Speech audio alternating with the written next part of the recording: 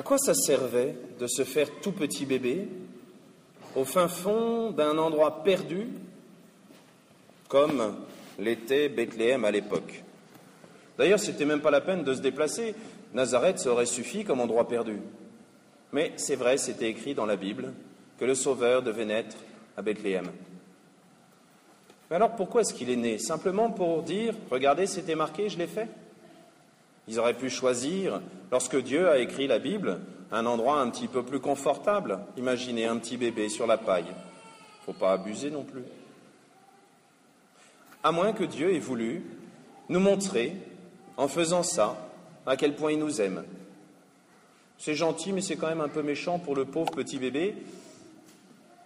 Et puis pour Marie, obligée de faire tout le déplacement, à dos d'âne, je vous le déconseille si vous êtes enceinte, et Joseph qui devait s'inquiéter. Mais si Dieu a voulu faire cet effort, cet abaissement, cet anéantissement, vous imaginez, lui qui a tout créé, qui est plus grand que tout, se faire tout petit bébé, se faire le dernier, le rejeté, se faire celui qui est laissé à l'écart, c'est non seulement pour nous montrer à quel point il nous aimait, mais aussi pour nous donner la clé de notre monde qui est un petit peu fermé.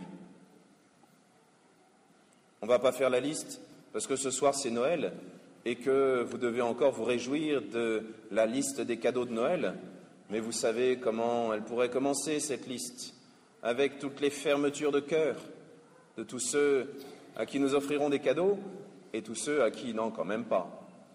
Non, je sais qu'on est Noël, mais non, on ne va pas offrir des cadeaux. Ou plus grave, cette fermeture de cœur qui va jusqu'à fermer des vies, en fonçant dessus avec des voitures ou à l'arme blanche ou avec n'importe quoi.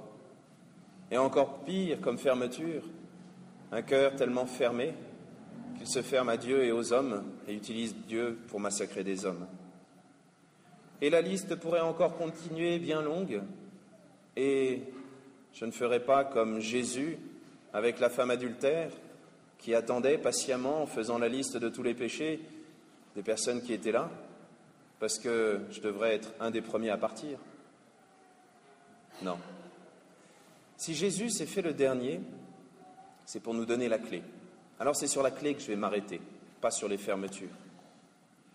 Cette clé qui ouvre les cœurs, cette clé qui ouvre le ciel, c'est aussi une clé qui peut ouvrir notre monde, notre société, notre politique. Vous pouvez l'utiliser partout, c'est pratique, c'est un passe-partout.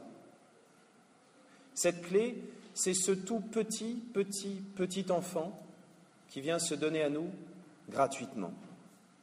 Oui, gratuitement. Un amour tellement grand qu'il n'a pas de prix, alors il ne peut être que gratuit. Je suis désolé pour les enfants qui sont en vacances, mais je vais faire un peu de mathématiques. Ça ne vous dérange pas? Il y a un chiffre qui est très beau en mathématiques, c'est le chiffre 0. Vous le connaissez? Eh bien, ce chiffre-là, il a une propriété que j'aime bien.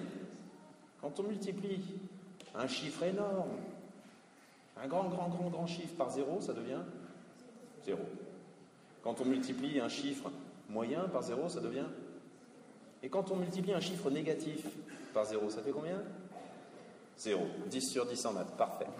Ils ont terminé les révisions, vous les laissez tranquilles pour la suite des vacances. Ça va? Tranquille. Revenons à notre clé.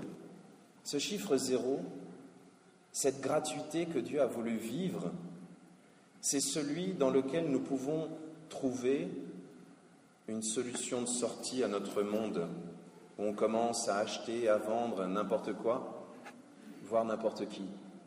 Et tout se vend, et tout s'achète. Je ne dis pas qu'il ne faut pas de justice sociale entre les personnes et qu'il faut... Non.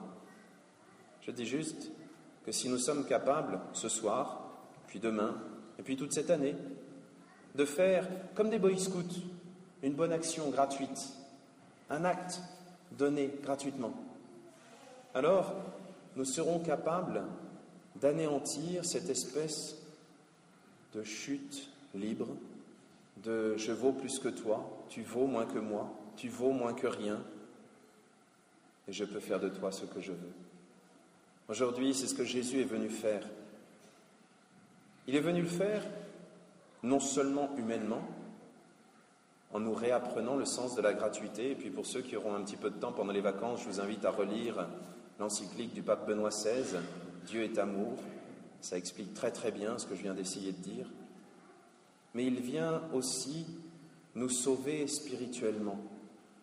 Parce qu'il n'a pas seulement anéanti les rapports financiers entre nous, les rapports humains, les rapports de pouvoir, il a aussi anéanti en lui, dans le feu infini de son amour, désolé, on fait encore des mathématiques, dans le feu infini de son amour, il a anéanti toutes nos bêtises, mais une chose incroyable, c'est qu'il a multiplié chacune de nos petites actions. Alors, n'ayons pas peur de ce petit enfant, parce qu'en lui est résumé le monde entier. En lui, tout reprend un sens. Et en retraversant le zéro, nous revenons à une valeur positive. Oui, ce soir, Dieu s'est fait tout petit pour qu'au milieu de nous, le monde retrouve un sens, retrouve son côté positif. Mais ça, il ne l'a pas fait simplement pour nous le montrer une fois, il y a 2000 ans. Il l'a fait pour que chacun, à notre tour, on redécouvre le sens de ces cadeaux, qu'on redécouvre le sens de cette nuit de fête, qu'on redécouvre le sens de cet amour gratuit qu'on se donne les uns aux autres, qu'on redécouvre finalement le sens de Noël. Alors que Dieu nous aide à vivre Noël véritablement, c'est-à-dire le moment où nous sommes plongés dans le cœur de Dieu et où nous retrouvons toute notre valeur. Amen.